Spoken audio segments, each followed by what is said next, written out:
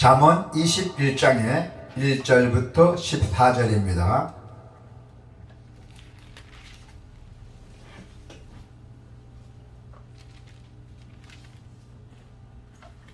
다 같이. 왕의 마음이 여호와의 손에 있음이 마치 분물과 같아서 그가 임의로 인도하시니라. 사람의 행위가 자기 보기에는 모두 정직하여도 여호와는 마음을 감찰하시느니라. 공의와 정의를 행하는 것은 제사 드리는 것보다 여호와께서 기쁘게 여기시느니라. 눈이 높은 것과 마음이 교만한 것과 악인이 형통한 것은 다 죄니라. 부지런한 자의 경영은 풍부함에 이를 것이나 조급한 자는 궁핍함에 이를 따름이니라. 속이는 말로 재물을 모으는 것은 죽음을 구하는 것이라. 곧 불려다니는 안개니라. 악인의 강포는 자기를 소멸하나니 이는 정의를 행하기 싫어함이니라. 죄를 크게 범한 자의 길은 심히 구부러지고 깨끗한 자의 길은 고주니라. 다투는 여인과 함께 큰 집에서 사는 것보다 음막에서 사는 것이 나으니라. 악인의 마음은 남의 재앙을 원하나니 그 이웃도 그 앞에서 은혜를 입지 못하니라. 거만한 자가 벌을 받으면 어리석은 자도 지혜를 얻겠고 지혜로운 자가 교훈을 받으면 지식이 더하리라. 의로우신 자는 악인의 집을 감찰하시고 악인을 환난에 던지시니라. 길을 막고 가난한 자가 부르짖는 소리를 듣지 아니하면 자기가 불을 지를 때에도 들을 자가 없으리라. 은밀한 선물은 노를 쉬게 하고 품 안의 뇌물은 맹렬한 분을 그치게 하느니라. 아멘. 오늘 하나님의 말씀은 하나님을 가까이 하고 이웃을 사랑하라는 얘기입니다. 신앙의 대원칙은 하나님의 사랑, 이웃 사랑 두 가지로 요약이 됩니다. 오늘 본문은 이 대원칙을 잠언 특유의 어조로 표현하고 있습니다. 의인이란 곧 하나님을 가까이 하고 이웃을 배려하는 사람이라고 교훈하고 있습니다.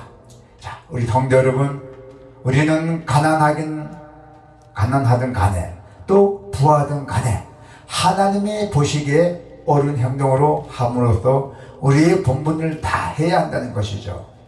우리는 잠시 이 세상에 살면서 공의와 정의를 행해야 합니다. 하나님께 대한 진정한 순종은 공의와 정의를 행하는 일입니다.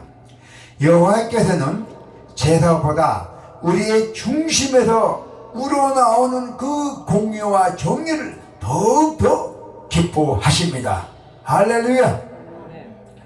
그래서 하나님께서는 악인의 재물을 받지 아니하시고 가중하게 여기신다고 합니다. 그리고 악인들은 풀과 같이 속히 뱀을 입을 것이라고 말씀하고 있습니다. 남을 해치면 자신도 고통을 받게 되죠. 자, 부지런한 자의 경영은 풍부함에 이를 것이라고 했습니다. 오늘 본문의 5절에 보면은 부지런한 자의 경영은 풍부함에 이를 것이나 조급한 자는 궁핍함에 이를 따름이니라 했습니다. 악인의 강포는 자기를 소멸하니라고 말씀하고 있습니다. 자, 7절에 보니 악인의 강포는 자기를 소멸하나니 이는 정의를 행하기 싫어함이니라. 악한 행위와 결과가 결국은 자기에게 돌아온다는 것입니다. 남인데 악하게 하면은 그것이 반드시 자기에게 돌아온다는 것입니다. 자, 이방 나라들은 자기가 판 웅덩이에, 자기가 수고하고 판 웅덩이에 빠지며 자기가 숨긴 구물에 자기가 발이 걸렸도다 했어요. 시편에 보니까 마치 자기가 판 웅덩이에 자신이 빠지고 또 숨긴 구물에 자신의 발이 걸리는 것과 같다는 것입니다. 자, 성도 여러분, 우리가 지혜로운 자라서 교훈을 얻으면 많은 사람에게 진리와 전달할 수 있는 지식이 더해질 것이요. 너희 중에 지혜와 총명이 있는 자가 누구냐? 그는 선행으로 말미암아 지혜와 온유함으로 그 행함을 볼지니라. 야고보서 2장의 13절에 나와 있습니다. 우리가 가난한 자의 호소를 듣지 않으면은 우리도 역시 악한 사람으로서 공경에 던지게 되고 또 국물 없는 심판을 받게 될 것이라고 합니다.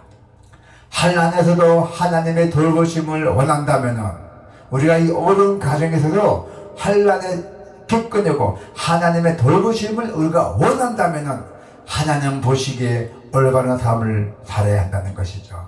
자, 선행을 배우며 정의를 구하며 학대받는 자를 도와주며 고아를 위하여 신원하며 가부를 위하여 변호하라 하셨느니라.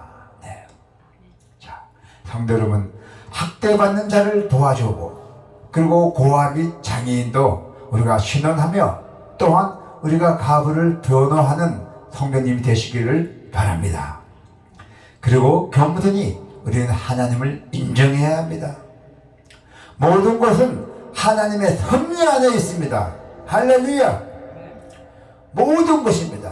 우리가 세상뿐만 아니라 우리가 지금 사는 것도 우리가 하는 행동도 우리의 마음가짐도 모든 것이 하나님의 섭리 안에 있다는 것입니다. 할렐루야. 세상에서 모든 일을 할 수 있는 권세를 가진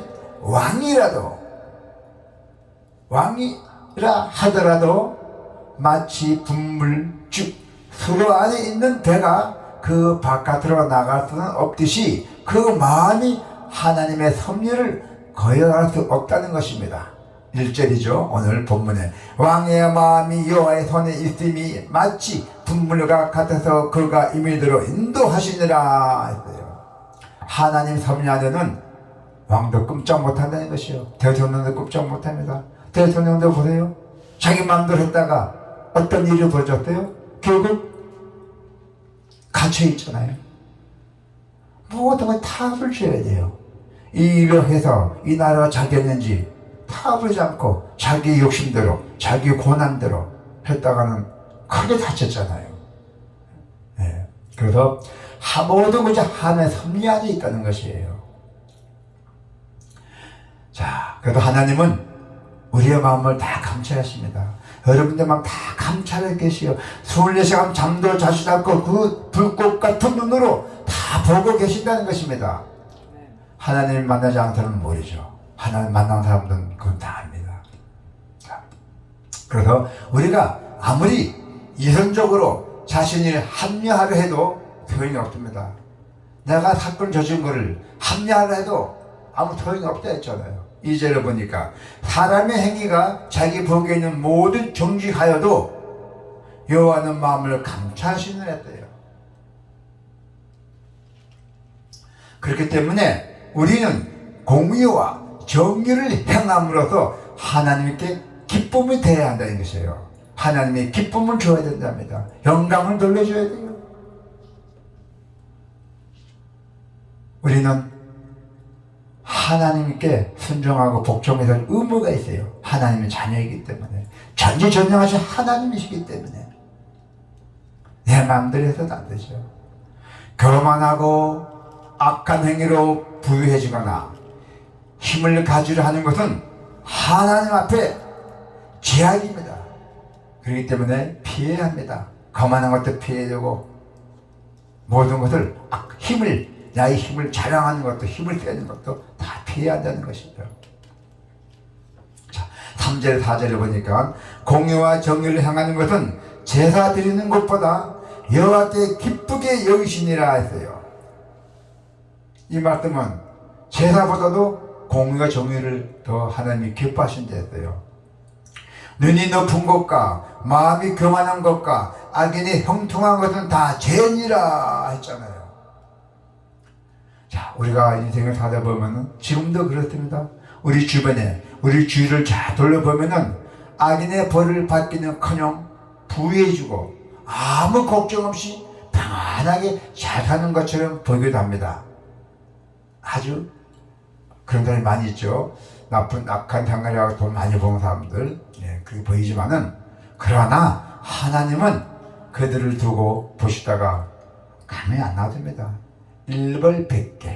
일벌백계로 아주 재료로 사용하실 것이라고 분명하게 말씀하고 있습니다. 자, 11절에 보니까 거만한 자가 벌을 받으면 어리석은 자도 지혜를 얻겠고 지혜로운 자가 교훈을 받으면 지식이 더하더라 했습니다. 이처럼 눈에 보이는 것이 다 그 배후에 하나님의 계심을 인식해야 한다는 것이요. 인식해야 한다는 것입니다. 하나님 보이는 것이. 하나님을 인식할 때 그때서야 진정 지혜로운 삶이 가능하다는 것입니다. 꾸준히 죄와 우리가 이 땅 생활을 살아보면 죄를 안 지을 수가 없잖아요. 꼭 뭐 나쁜 짓은 죄가 아닙니다. 남인데 악한 말 한다든가 그것도 다 죄예요.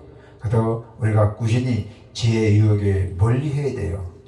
지혜로운 사람은 꾸준히 내가 주어진 길, 내가 주어진 그 명령, 또 내가 주어진 그 사명 아주 꾸준하게 길을 가는 사람입니다. 지혜로운 사람들은 주어진 사명 안에 머물며 꾸준하게 묵묵하게 말도 없이 사명을 감당하는 것입니다. 마침내 그 풍부함에 이릅니다. 그러나 조급하게 동분서주하고 막 그렇게 된다면은 하나님의 뜻보다는 세상의 말에 귀를 기울입니다. 그렇게 되면은 궁핍해져요. 궁핍. 자, 5절에 보니까 오늘 본문의 5절, 부지런한 자의 경영은 풍부함에 이를 것이나 조급한 자는 궁핍함에 이를 따름이니라 하잖아요. 5절에. 이때 중요한 것은 절대 죄의 유혹에 빠져서 안 됩니다. 그래도 구부러진 길을 걷지 않고 깨끗한 방법만을 사용해야 한다는 점이죠. 깨끗한 방법. 자, 그 뭔 뜻입니까? 8절에 봐요. 죄를 크게 범한 자의 길은 힘이 구부러지고 깨끗한 자의 길은 고준이라 했잖아요. 속임수를 쓰거나 잔인한 방법을 동원해서 재물을 모으는 것은 오히려 자기 자신을 죽이는 행위예요. 정직하게 벌어야 되는데 그렇게 되면은 모든 재산은 안개처럼 사라진다고 했어요. 안개처럼 사라진다고 했습니다. 자, 6절 볼까요? 속이는 말로 재물을 모으는 것은 죽음을 구하는 것이라 곧 불러다니는 안개니라 하잖아요. 그리고 7절에 보니까 악인의 강포는 자기를 소멸하나니 이는 정의를 행하기 싫어함이니라 했어요. 그래서 모든 재판 안개처럼 사라진다 했어요. 악한 부자의 삶이란 잘 사는 같이 보이죠? 남북에는 마치 뭐 큰 집에서 다투는 여인과 사는 것과 마찬가지입니다. 겉으로는 행복해 보입니다. 사실상 그는 고통의 나날을 보내게 된다는 것이죠. 자, 9절에 보니까 9절에 보세요. 다투는 여인과 함께 큰 집에 사는 것보다 음막에 사는 것이 나으니라. 이 말씀 뭡니까? 나가 재물을 많이 부유하게 해서 부자 됐어요. 큰 집에 사고 마누라하고 싸움하는 것보다도 재산이 많거니 어쩌니 그런 것보다도 내가 아무 가진 거 없어도 쓰러진 초가집이 내 집에도 들이 오손도손 마음 맞춰 사는 것이 그게 더 행복하다는 것입니다. 자, 그래서 너그리 이웃을 배려해야 됩니다. 우리는 너그럽게 이웃을 또 배려해야 돼요. 죄를 멀리하고 바르게 살아가는 사람은 자연스럽게 이웃을 배려하고 또 선물을 나누며 친밀한 관계를 유지하면서 살아갑니다. 그러나 이 선물도 조심해야 되죠. 명절 때나 이렇게 자기 선물도 아무 조건 없이 난 이 사람이 참 안 되겠구나, 내가 도와줘야 되겠구나, 내가 또 이 사람 신들을 많이 줬구나, 내가 갚아야 되겠구나, 이런 선물도 있고 뇌물 선물도 있어요. 그 선물도 구분이 있습니다. 잘 받아야 됩니다. 반면에 이웃에게 은혜를 끼치지 않고 오히려 다른 사람의 재앙을 기뻐하는 사람이 있어요. 저 사람이 잘 되면은 좋아야 되는데 싫어하고, 저 사람은 아주 나쁜 길을 하면 팍팍 망했어. 그런 사람 좋아하는 사람도 있다는 것입니다. 재앙을 기뻐한 자는 의로우신 하나님 섭리에 의해서 환난을 당하게 됩니다. 자, 환난 어떻게 당합니까? 자, 볼까요? 10절 볼까요? 악인의 마음은 남의 재앙을 원하나니 그 이웃도 그 앞에서 은혜를 입지 못하니라 했잖아요. 이웃이 어려움에 처했을 때 적극적으로 돕는다고 결코 손해를 보지는 않습니다. 도와주면 그만큼 몇 번 다 들어오게 되어 있습니다. 언젠가는 그거 안 받아도 마음이 편하잖아요. 다른 이웃을 도우면서도 살았다면, 우리가 이웃을 진짜 도우면서 살았다면 그 얼마나 행복합니까? 도움이 필요할 때 진짜 내가 살다 보면 이런 또 어려움을 당합니다. 그때 다른 이들이 또 도움을 받게 돼요. 누구를 통해서 하나님이 그렇게 역사를 이루어준다는 것입니다.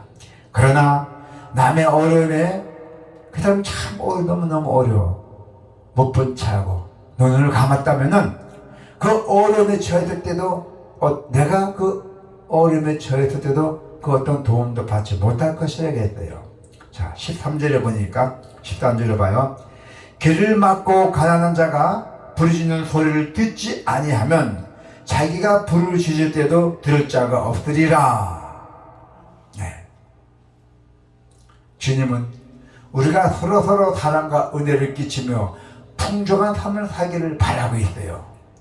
세상에는 성공적인 인생을 위한 수많은 지침도 많이 있습니다. 그러나 하나님의 말씀에 순종하는 것이 참된 성공이고 지름길입니다.